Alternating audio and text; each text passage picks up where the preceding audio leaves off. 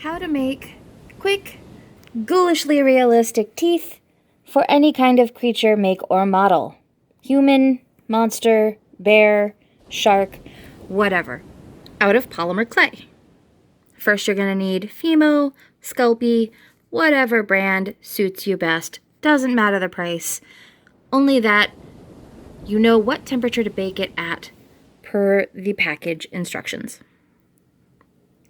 You can make them any color, any size, from any creature you like. Next, do your research real quick, double check, make sure that you know what you want your critter or human or whatever teeth to look like, whether they've been pulled out from the root or, like this one, perhaps broken off. You also want to decide whether your teeth are baby teeth or adult teeth.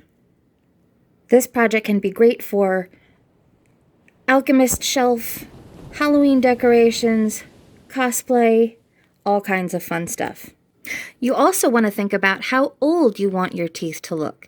So for example, if a tooth is relatively new, it might be whiter and brighter. However, if a tooth is coming from an older source, has been around for a long time, it might be darker and brown and aged and decayed. So for example, this would be a newer tooth. This would be a slightly older tooth, slightly darker in color, more aged and weathered. And this would be an even older tooth. Look how dark and weathered it looks. You can either mix those colors by hand, like I have for my upcoming How to Make a Finger Out of Polymer Clay project. This is hand blended. Or you can just buy the colors. Depending on the creature, you might also have teeth that are black or brown. And if you're doing a fantasy creature, maybe it's metallic or blue or green, all depending on your needs. And the great thing about this project is it's super simple and super budget friendly. All you're going to need is a bit of polymer clay, which is between $2.99 and $4.99, depending on where you get it and what type, and a toothpick. Super, super easy and quick. So first thing you want to do is just pull off a little bit of your material. Condition it. All that means is that you roll it around in your hands until it becomes pliable and squishy, and you can make a ball or a little wormy and move it around and it doesn't crack or fall apart. So next, and I've got some glow-in-the-dark clay because I want to make some glow-in-the-dark teeth. You just want to quickly roll it into a little coil or snake or wormy, however you want to call it, till it's about the width that you're looking for. So we're going to start out by squishing the top end, one end of it, flat. So it's nice and flat, just like that. And I'm going to begin just very gently shaping the end to a point. You can use the table, your work surface, you can use your palm. You just want to taper one end to a point, and it's okay if it gets long. If you want a fang, this is a quick and easy way to make a fang. You just taper one end, making sure that one end is significantly smaller and comes to a little point. And then you can just bend it. This is already kind of bending in one direction, so that's perfect. If you're going for a fang, there you go. That is pretty much it. But I'm not done with making it a fang. This is a pretty cool looking fang, but we're not done yet. So what we're going to do to make a more realistic looking, let's say we're going to make a molar, you start pinching around that little flat edge. Pinching this way. Sort of, I'd say about a 1/4 of an inch away from the little flat edge that you just created. And you want to make a little tapered spot. Almost so it looks like a hammer end.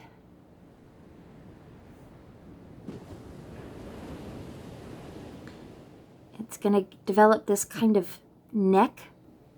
So he's got a little bottleneck shape. Pardon me, allergies.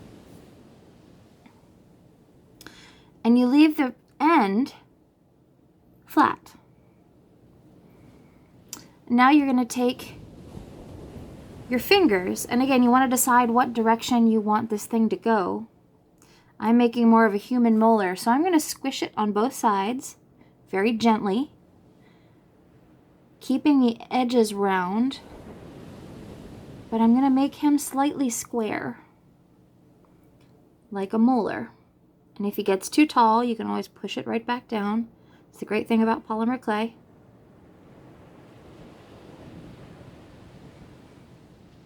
I'm going to make him a fat little molar. And if it starts to distort the shape, that's okay. You just pinch it right back. You want to keep your little bottleneck, because when the tooth goes under the gum, when a root extends into under the gum, you've got your tooth, and the little indentation is where it sits into the gum, and then the root proceeds after that. So you pretty much got your preliminary shape right there. Next step, minding what direction your edges are going. You're going to take your toothpick and make a little indentation into your tooth. Just like that. Make a little indentation into your tooth, and it should look a little something like this.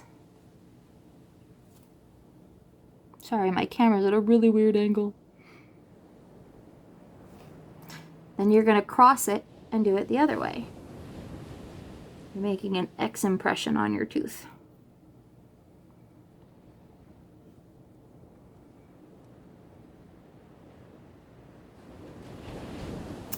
Now you're going to take the very tip of your toothpick and follow the X shape that you made. So follow this line and just let your toothpick travel down the side of your tooth so it makes a little impression right like that.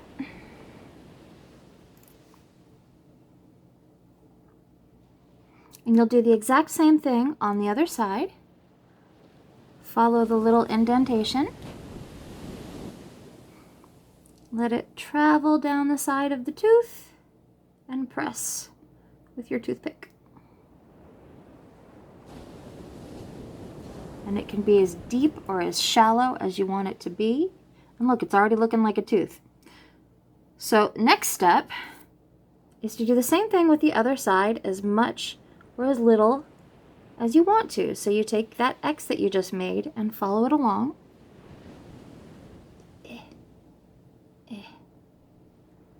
And I don't want a huge indentation. I want to make this side rather subtle. So you've got your little 4 dibby dots right there. Already starting to look like a tooth, isn't it? And because I don't want a huge long tail, I'm not going for a big long fang. I want a little tail, a little root. So I'm going to pull out that extra. Add it to the bit that I set aside earlier, and that will be able to make a whole other tooth. And then I just sit and reshape this little guy as much as I want. So he looks like a root. Just taper his little end. And you can very gently roll him on the side if you want to, without fearing of hurting the tooth that you've made too much. So just keep pressing the little neck into shape. And then what I do, after I've got my little X, there we go, that shows it. After I've got my little X, I'm going to take the tip of my toothpick and poke into the center. And then I'm going to rock it outward, all 4 directions, because a lot of teeth have indentations and texture. And if it's too deep, if it's gotten too much, too divided, you can always squish your tooth back together.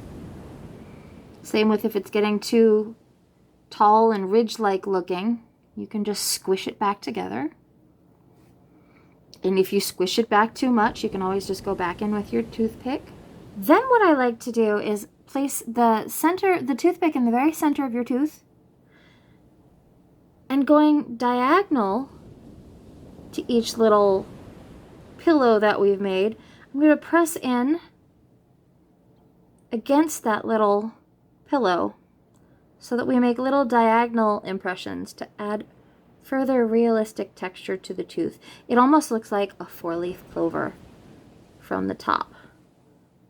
Anchor your toothpick in the center of your tooth and just go around until it looks however you want it to.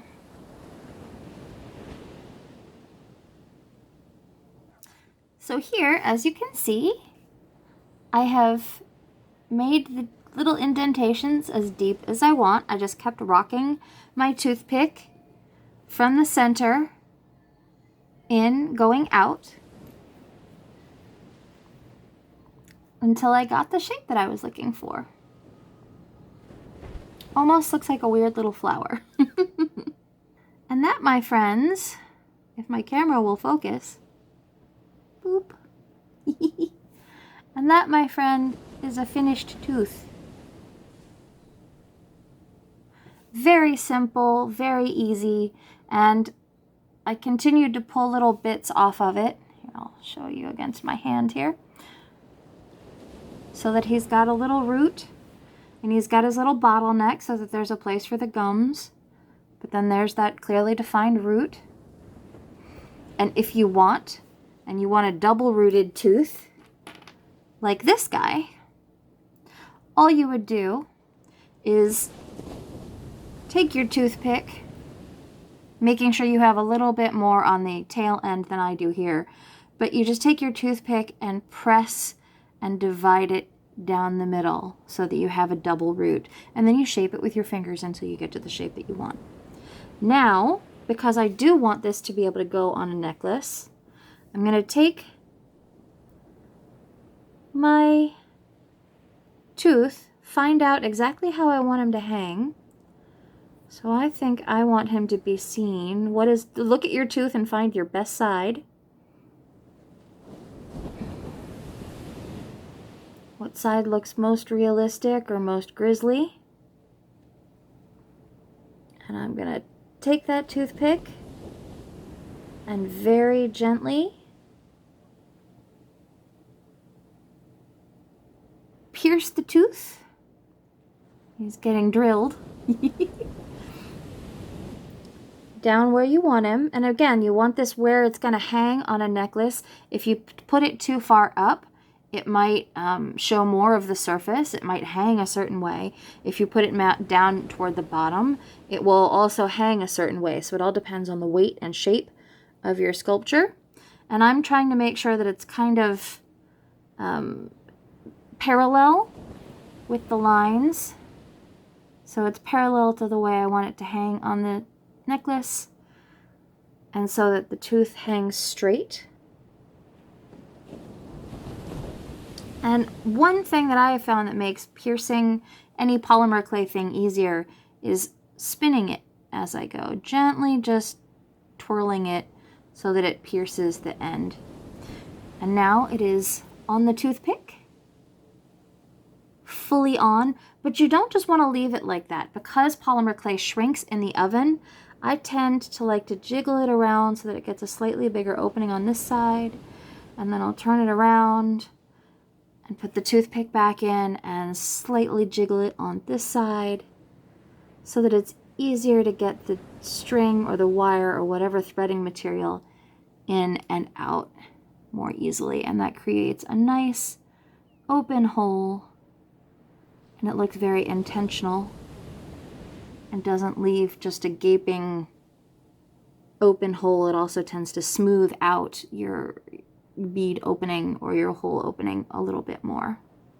And that, my friends, is the basics, and as stupid easy as it is to make a tooth. The only difference between this tooth and, say, this tooth is color and the fact that instead of indenting the little tops to make a human-looking tooth, so instead of making my little crosshatch, I took those little halves that I made initially and pulled them up so that I gave what was a regular root, I turned the root into a fang. So this part is the fang down here, and these parts are the root. And it has no hole because I like to put some of my extra teeth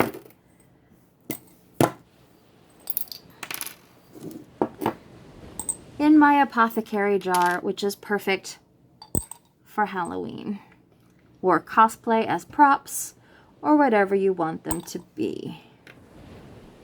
And I have wolf teeth that are broken off. I have long critter monster teeth. Little tiny human teeth and roots.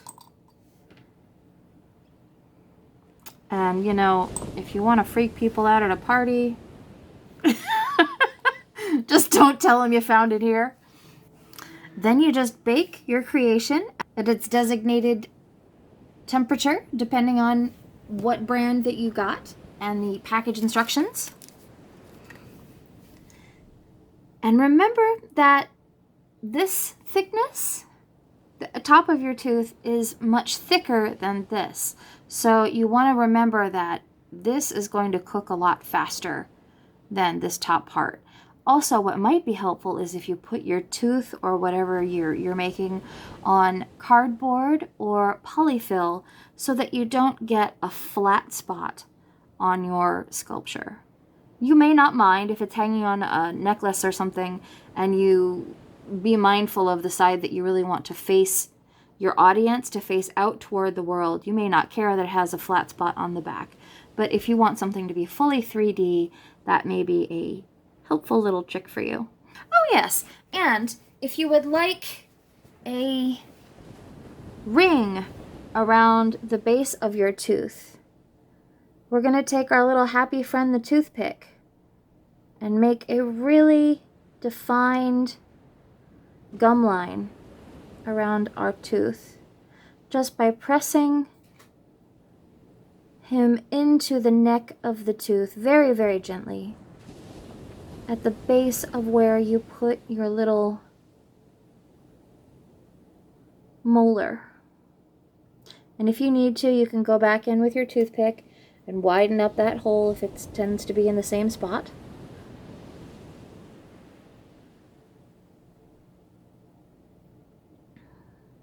It's the great thing about polymer clay. You can always go back and resculpt.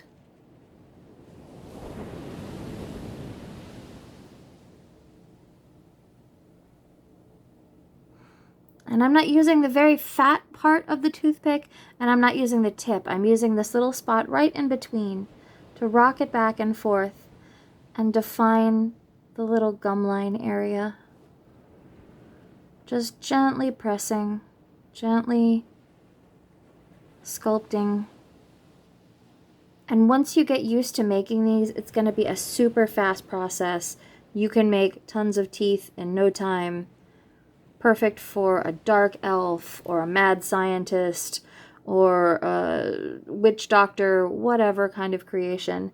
And rocking it back and forth around that neck creates a super defined gum line.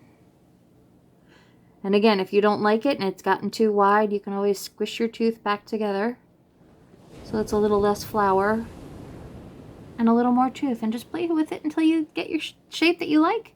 Pop that baby in the oven, hopefully with a lot more of his friends, brothers, sisters, whatever you want to call them, with other teeth. Best to bake them all in one batch. And that is it. You've just created your first cosplay tooth. Hope you guys like. And thank you so much for joining me. And I would love to see your creations. If you end up making your own cosplay teeth, please join me on TikTok or Instagram or Facebook and show me what you've made with your fingers and teeth. or just your teeth, or just your fingers. Thank you guys so much.